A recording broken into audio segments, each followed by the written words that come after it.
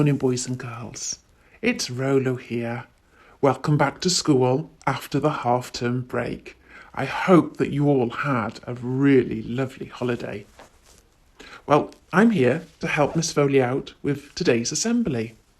And today, in our assembly, we are going to concentrate on the character strength, humility. Over to you, Miss Foley. Thank you, Rolo, for that lovely introduction to today's assembly. So what is humility? What does it mean to be humble? Well, children, basically it means about not showing off, not always needing to be the centre of attention. And today I've chosen a story to show us a little bit more about the character strength, humility. It's a story called Grandad's Secret Giant, and it's by the author David Litchfield. Grandad's Secret Giant. Little Billy was in a pickle.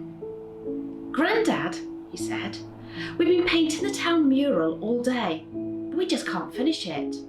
No one can reach the top of the wall."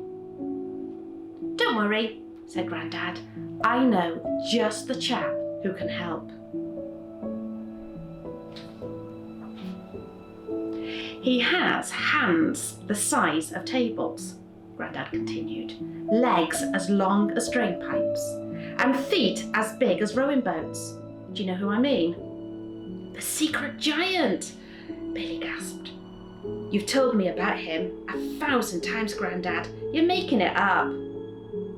"I never make things up," said Grandad. "Do you remember when we went camping last summer?" "Yes, Grandad," Billy groaned.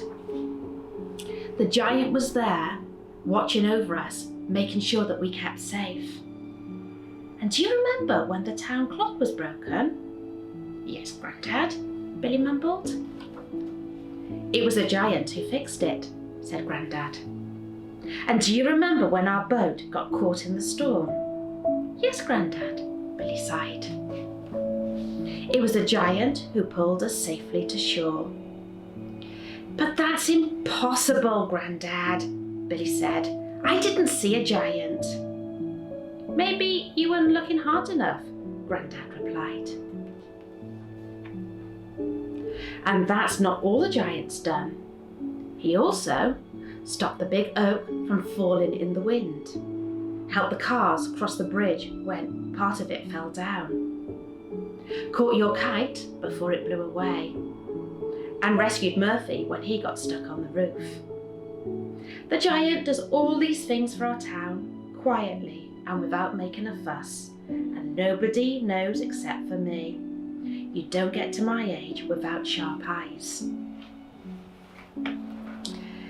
"But Grandad," Billy said, "if the giant is so helpful and good, why does he want to stay such a big secret?" "Because people are scared of things that are different," said Grandad. "When people see the giant, they scream and run away. It makes him sad." "I wouldn't be scared of a silly old giant," Billy scoffed. "If he was real, which he's not." "Try getting up and going to the mural tomorrow at dawn," Grandad said with a wink. The next morning, Murphy woke Billy up at dawn. He tried to go back to sleep, but Murphy wouldn't stop barking. So Billy decided to take him for a walk and to prove once and for all that Grandad's secret giant wasn't real. When they got closer to the mural, Murphy whined nervously.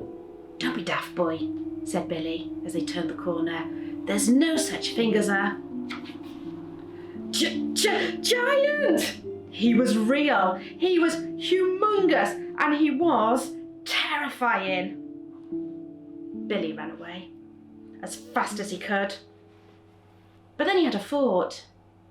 Maybe this was what Grandad meant when he said people are scared of things that are different. Billy turned back, but the giant had gone. Billy went to Grandad's and told him what had happened. "I shouldn't have run away," he said sadly. "Well, we all make mistakes sometimes," said Grandad, "but I'm sure you can think of a way to make the giant feel better. What makes you feel better when you're upset?" Billy thought for a moment. Then he had a great idea. Billy told Grandad his plan and they got to work. They hammered, they sawed, they worked hard all day to make the giant a present he would never forget. When it was finished, Billy and Grandad hoisted Murphy up high, hoping the giant would come and rescue him again. Then there was nothing to do but wait, and wait some more. They waited all afternoon until the sun began to set. "What if the giant doesn't come back?" Billy said. "Maybe he's fed up of people screaming and running away. Maybe he doesn't want to live in our town anymore because of me." But then they saw legs as long as drain pipes, hands as big as tabletops, and feet as large as rowing boats. It was the giant. Just like they planned, he rescued Murphy from the ledge. Then the giant saw the present. For the first time since Grandad had known him, he smiled. Because what Billy had realised was the giant wasn't just a giant, he was also a person, and he wanted what everyone wanted when they were upset: a friend. So I really hope you enjoyed the story today of Grandad's Secret Giant. And did you notice how the giant was really humble in the story? He went around helping other people, but he never made a big fuss about it. He just did it really quietly. He didn't need to be the centre of attention. So I wonder this week, boys and girls, can you think of ways that you can develop your humility character strength? Think about times when you let other people be the centre of attention. Maybe they could be the lead person in the game instead of you. Or when somebody else in your class is sharing their news or sharing their learning, you sit back quietly and just let them have the spotlight on them. Can't wait to see how you develop humility this week. Have a great week, everybody. Bye-bye.